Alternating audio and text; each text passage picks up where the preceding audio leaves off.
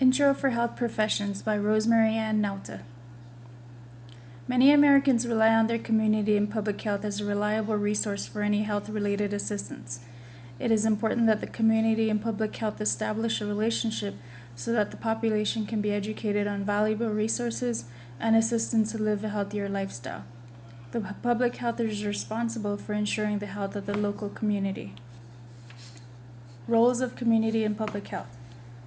Roles of community health.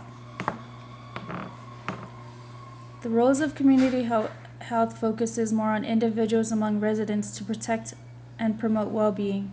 In some cases, there are many communities that establish physical activities for individuals that are diagnosed with chronic illness.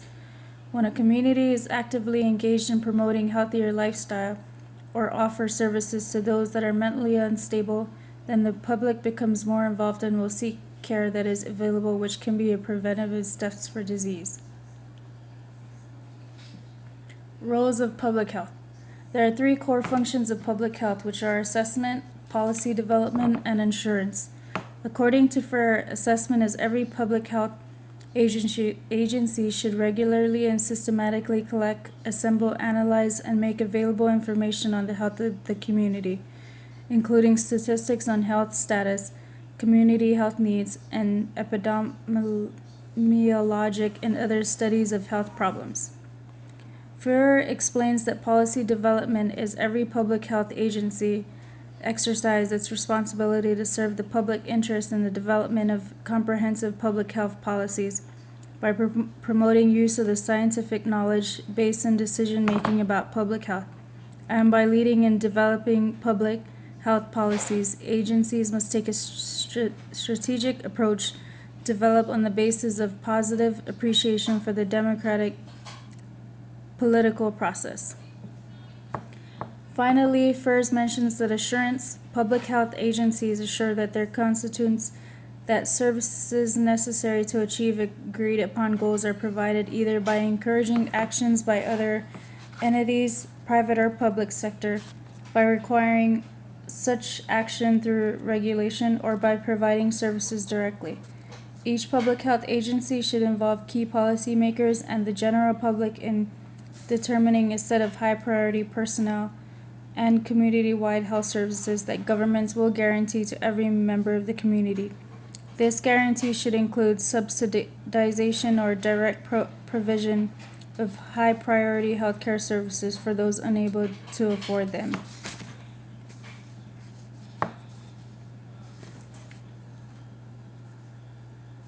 Organizational structure. The first organizational structure is the National Institute of Health. It is an agency that is located in Maryland. It focuses on improving health and medical research. FDA has many facilities worldwide. According to FER, FDA focuses on food and cosmetics and safety and efficacy of pharmaceuticals, biological products, and medical devices. Most of these products will be labeled FDA approved if inspected.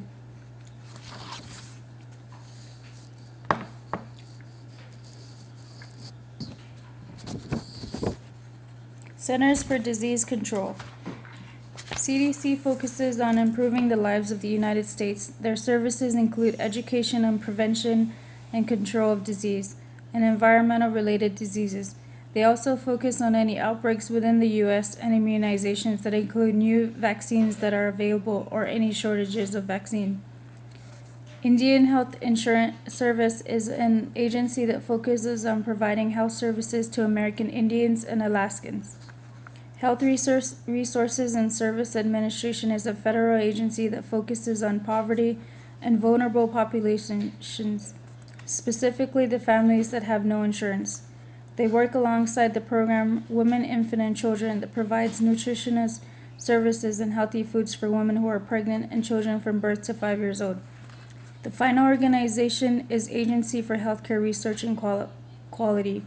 According to FER, supports research on healthcare systems quality, cost, access, and effectiveness of medical treatments. They focus on healthcare safety.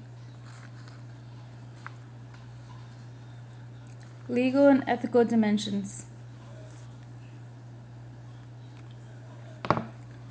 According to the Office of Government Ethics, the OGE is responsible for 6 key elements: maintaining enforceable standards of ethical conduct, overseeing a financial disclosure system, ensuring that executive branch ethics programs are in compliance with laws and regulations, providing education and training to the more than 5,700 ethics officials as well as executive branch employees, conduct outreach to the general public, sharing good practices with and providing technical assistance to state, local, and foreign governments and international organizations. It is important to note that the OGE has no jurisdiction within state or local governments, nor does it conduct investigations of individuals. It is meant solely for the executive branch of government. Ethics are applied and enforced through many of the laws that have had an impact on the nation's health. Next slide is funding. There are 6 funders that make up the public health system. The first is the Affordable Care Act. President Obama signed this act into law in 2010. This act is to ensure that individuals who are uninsured to be insured with this act and seek medical treatment. The goal for this is to reduce medical costs by having Americans seek care before any illness becomes worse. Although this is an adequate act for those that are in need of care, the con is that many of the rich will have to pay higher taxes as well as many businesses. The next funder is Medicare. Medicare is for those that are 65 and older, or has a specific chronic illness, or receives income from Social Security.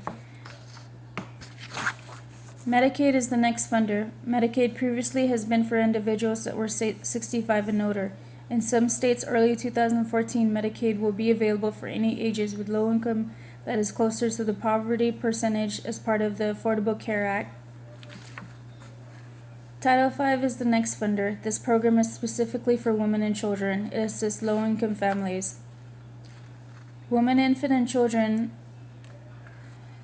is the next funder, an adequate resource for pregnant women and children under the age of 5.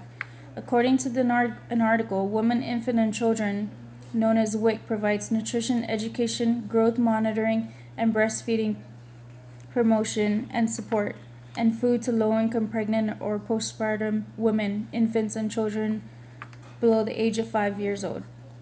Several studies have linked WIC services with improved maternal and infant health outcomes. The service is available for all over the United States and assists many vulnerable pregnant teenagers with little to no knowledge on nutrition for their child. Another available service in the public health system is SHIP, known as the State Health Insurance Assistance Program. Individuals with Medicare are eligible for this program. This program assists individuals with education or counseling, which is available via telephone or one-on-one face-to-face session. The final program is the CHIP program. This program is for children and is available all over the states according to the site. Every state in the U.S. has CHIP to cover child health insurance. This public program provides health insurance either free or for low income costs for those under the age of 18. CHIP covers helps pay for pediatricians visits, prescriptions, medications, hospitalizations. This is by childhealthinsurance.org, 2013. This program is appropriate because it allows children to receive care and prevent any disease that may harm later in life.